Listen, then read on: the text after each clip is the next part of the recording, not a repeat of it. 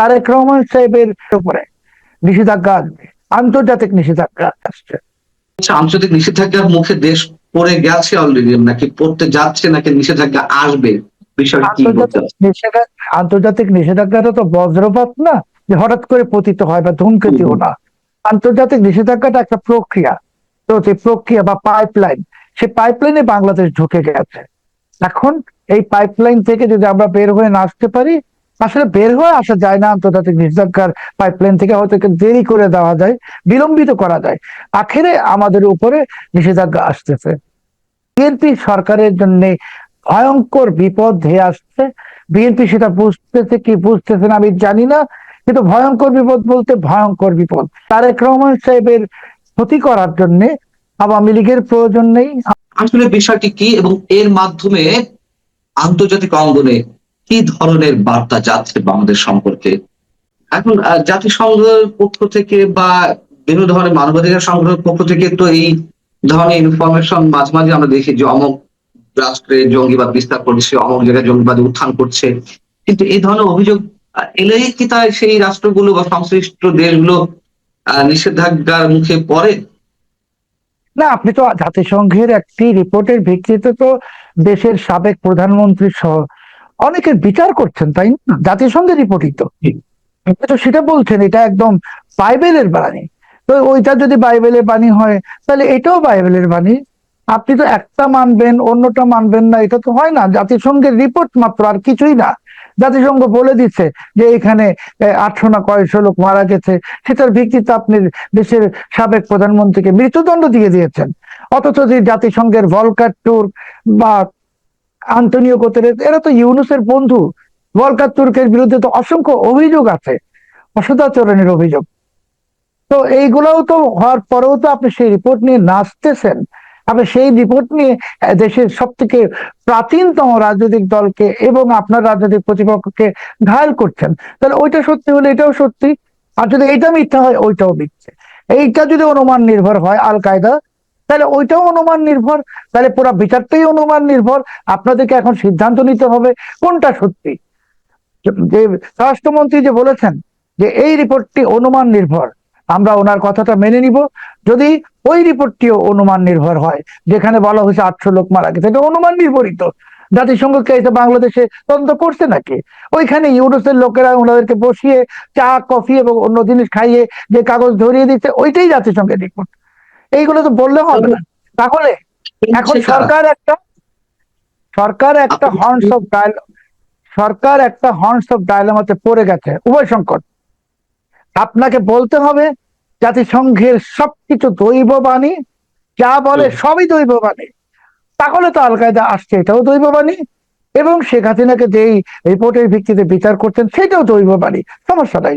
আর যদি বলেন এটা অনুমান নির্ভর, তাহলে ওইটাও অনুমান নির্ভর। এবং এই সালাউদ্দিন সাহেবের এই বক্তব্য আপনি লিখে রাখেন, যখন শেখ হাসিনাকে ফেরত দেওয়ার ব্যাপারটা আদালতে যাবে, তখন এই রেফারেন্সটাই আসবে যে জাতিসংঘ অনুমান নির্ভর কথা বলে।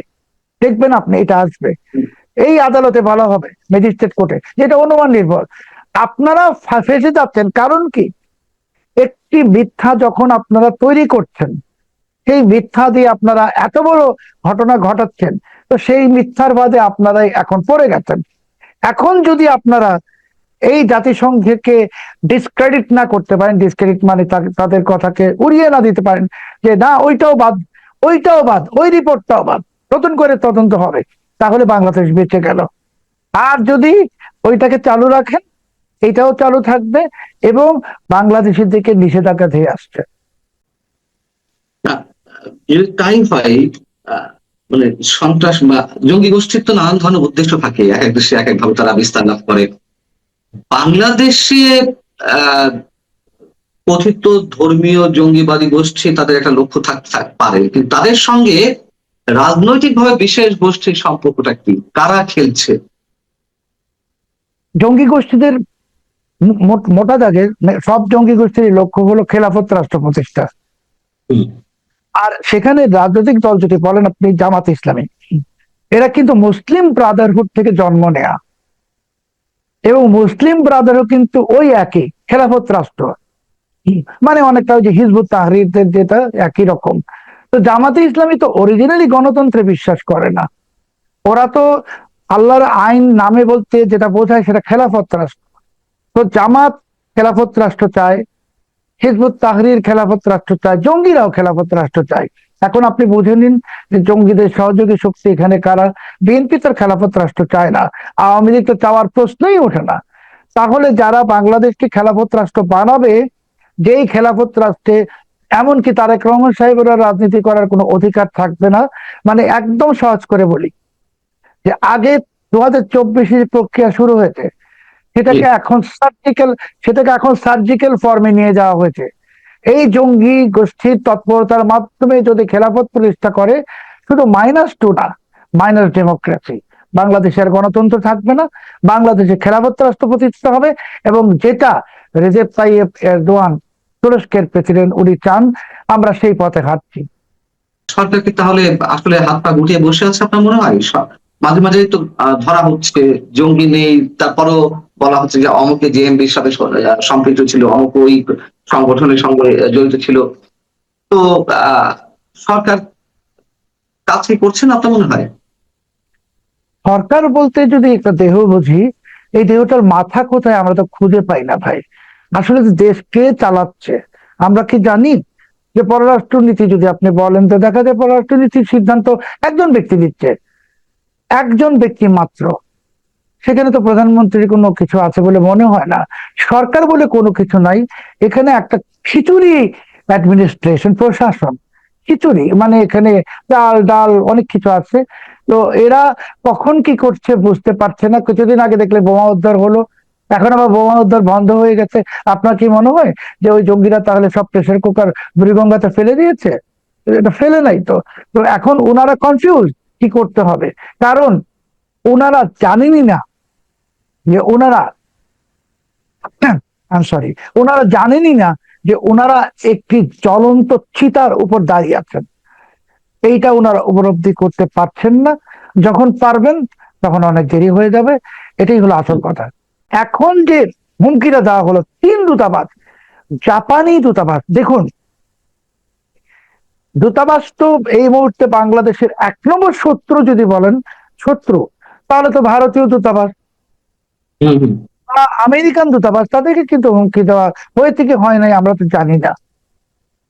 তো এই ঘটনাটা কখন ঘটানো হচ্ছে? যখন পাকিস্তান বাংলাদেশকে কথিত মক্কা চুক্তির নামে, পাকিস্তান আর তুরস্কের যে সামরিক জোট, এখানে যখন বাংলাদেশকে ঢোকাচ্ছে, তখন ওই সমস্ত ঘটনা থেকে, বা এই যে ভারত সফর নিয়ে প্রধানমন্ত্রীর বাতিল হওয়া ভারত সফর নিয়ে যে সমস্ত তর্ক এবং বিতর্ক, এই সবকিছু থেকে মানুষের দৃষ্টি অন্যদিকে সরানোর জন্য এই ঘটনাটা ঘটানো হয়ে থাকতে পারে। তাহলে এই ঘটনা যদি পাকিস্তান না ঘটিয়ে থাকে, তাহলে কে ঘটালো? তাহলে তারাই ঘটিয়েছে যারা এই ভারত সফরের বিষয়টা বা মক্কা চুক্তির বিষয়টাকে ধামা চাপা দিতে চাচ্ছে। এই সরকার আমাদের গোটা জাতিকে, দেশকে মহা বিপদের দিকে নিয়ে যাচ্ছে। আমি আপনাকে গ্যারান্টি দিয়ে বলছি যে এই সমস্ত জিনিস নিয়ে যে ফাজলামো হচ্ছে, দূতাবাসে হামলার হুমকি, আমি তো আপনাকে বলছি দায়িত্ব নিয়ে যে আরো কিছু গুরুত্বপূর্ণ দেশের দূতাবাসে একই হুমকি দেওয়া হয়েছে। এবং যেহেতু আহ, তারা তারা কেন সরকারকে ইনফর্ম করছে না? তারা কেন পররাষ্ট্র মন্ত্রণালয়কে ইনফর্ম করছে না?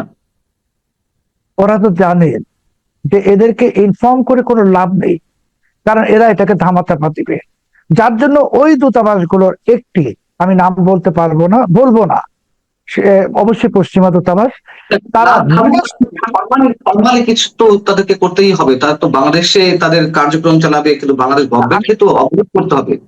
একটা উত্তর দেই, তারা সরকারকে না জানিয়ে তাদের দেশের শীর্ষ গোয়েন্দা সংস্থাকে আমন্ত্রণ জানিয়েছে বা ইনভলভ করেছে এটাকে তদন্ত করার জন্য, যাতে ওরা যখন ইনফর্ম করবে পররাষ্ট্র মন্ত্রণালয়কে, তখন যেন আবার ওই আরেকটা জজ মিয়া নাটক না বানানো যায়। ওরা আচ্ছা। তথ্য প্রমাণ সহ, মানে আপনিও জানেন যে ইমেইল আপনি যদি ভিপিএন ও ব্যবহার করেন, সেটাও কিন্তু ফরেনসিকে ধরা পড়ে যাবে যে ইমেইলটা কোথা থেকে পাঠানো হলো। তো টিভি যে বলছে এটা চাঁদাবাজির হুমকি, বিকাশের লোক ধরেছে, তো ইমেলটা কোথা থেকে আসছে সেটা বার করুক, আমরাও দেখতে চাই।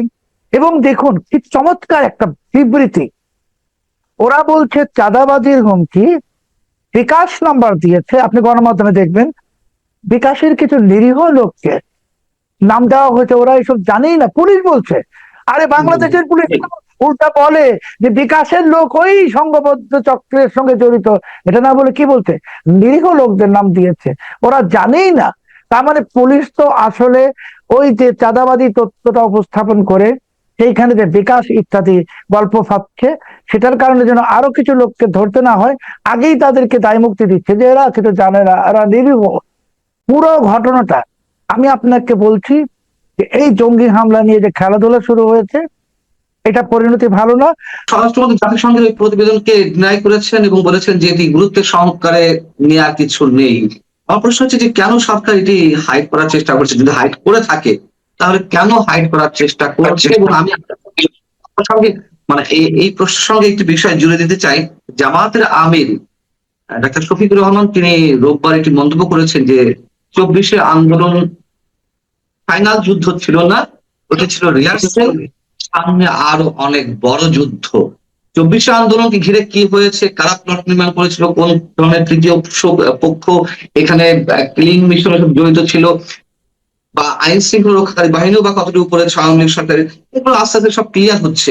জামাতে আমিরের এই বক্তব্যের সঙ্গে আপনি কোনো কিছু কোনো ইঙ্গিত পান কিনা আগামী দিনের রাজনীতি নিয়ে? আপনার এই প্রশ্নের দুটো উত্তর। তো উনি বলেছেন যে জাতিসংঘের এই রিপোর্টটি অনুমান নির্ভর এবং এটা সরকার আমলে নিচ্ছে না। তো এটা ওনাকে আমি বিনয়ের সাথে জানতে চাইবো যে এই রিপোর্টটা অনুমান নির্ভর, আর যখন জাতিসংঘ বললো 800 কতজন মারা গেছে, ওইটা একদম সলিড, ওইটা দিয়ে মামলা করা যাবে, সাজা দেওয়া যাবে। আপনাদের পক্ষে যেটা যায় সেইটা হলো একদম মানে কোরআনের বাণী, বাইবেলের বাণী, আর যেটা পক্ষে গেল না সেটা অনুমান নির্ভর। এক। দ্বিতীয়, আপনার যে প্রশ্নের উত্তর, দেখুন জামাত আর এনসিপি, শফিকুর রহমান সাহেব বা আসিফ, যে ওই যে এনসিপির একজন আছে আসিফ, কি যেন আসিফ মাহমুদ, এরা তো আসলে একই। সেই তো বলেইছিলেন, জি, বলেইছিলেন যে 24শে সেই অভ্যুত্থান যদি ব্যর্থ হতো, ওনাদের সশস্ত্র আন্দোলনের বা সশস্ত্র সংগ্রামের প্রস্তুতি ছিল। উনি তার মিথ্যা কথা বলেননি, ওনার তো প্রস্তুতি ছিল, অস্ত্র তো পাকিস্তান থেকে এসেছে, স্নাইপার রাইফেল গুলা কারা এনেছে, কারা স্নাইপার চালিয়েছে, এগুলো আমরা জানি, একদিন আসবে সামনে। এখন জনাব শফিকুর রহমান যে কথা বলেছেন, এখানে কিন্তু জনাবটা আমি ইচ্ছা করে ব্যবহার করছি, কারণ এরা সবাই গুণীমানী মানুষ তো ভাই, আমরা হলাম বাঙালি জাতি, আমাদের কোনো দাম নাই। তো উনি যখন বলেছেন যুদ্ধ হবে, আসলে যুদ্ধের প্রস্তুতি চলছে। সেই যুদ্ধের প্রস্তুতি স্বরূপ আল কায়দা প্রবেশ করেছে, সেই যুদ্ধের প্রস্তুতি স্বরূপ দূতাবাসে জঙ্গি হামলার হুমকি দেওয়া হচ্ছে, সেই যুদ্ধের প্রস্তুতি স্বরূপ পুলিশ বলছে এটা চাঁদাবাজির ঘটনা, মেটিকুলাস ডিজাইন, আরেকটি মেটিকুলাস ডিজাইন চলছে। জামাত তো একদম মানে তাদের তো তৈরি ফলের থালটা বিএনপি কেড়ে নিয়েছে। 2026 সালের 12 ফেব্রুয়ারি তো জামাত নিশ্চিত ছিল ক্ষমতায় আসবে, এবং জামাত এখন নিশ্চিত যে নির্বাচন দিলে জামাতের 300 আসনে হয়তো 290টা আসনই তারা পাবে, এটা তারা মনে করে। কাজেই এখন যেহেতু নির্বাচন আর দেওয়ার সুযোগ নাই, আপনি নিশ্চিত থাকুন যে শফিকুর রহমান সাহেবের কথাটাকে আপনি একেবারেই কথার কথা ধরেন না। আর শফিকুর রহমান সাহেব সাধারণত কথার কথা বলেনও না, যেমন বলেছিলেন কর্মজীবী নারীরা প্রস্টিটিউট, বেশ্যা, পতিতা, এটা উনি একদম ওনার হৃদয়ে যে কথাটা সেটাই উনি বলেছেন, উনি কোনো ভনিতা করে কিছু বলেন না। তো এটাও উনি ভনিতা করেননি, যুদ্ধ হবে, যুদ্ধের প্রস্তুতি তারা নিচ্ছেন, কিন্তু বিএনপি এই যুদ্ধের প্রস্তুতি সম্পর্কে অবগত নয়। আর বিএনপির ভিতরে জামাতের অসংখ্য এজেন্ট ঢুকে গেছে, বিএনপির ভিতর পাকিস্তানের বিপুল এজেন্ট ঢুকে গেছে, তারা সবাই মিলে তারেক রহমান সাহেবকে কোন জায়গায় নিয়ে যাচ্ছে সেটা যেদিন যেই দিনটা আসবে তারেক রহমান সাহেব বুঝবেন যে উনি কাদের সঙ্গে বসবাস করেছেন